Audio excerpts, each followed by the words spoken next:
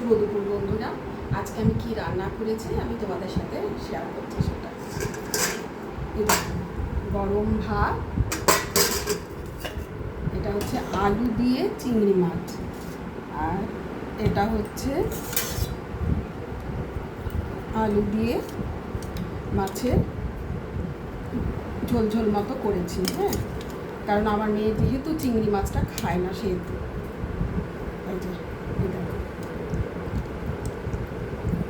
আর এটা হচ্ছে শুটকি মাছ।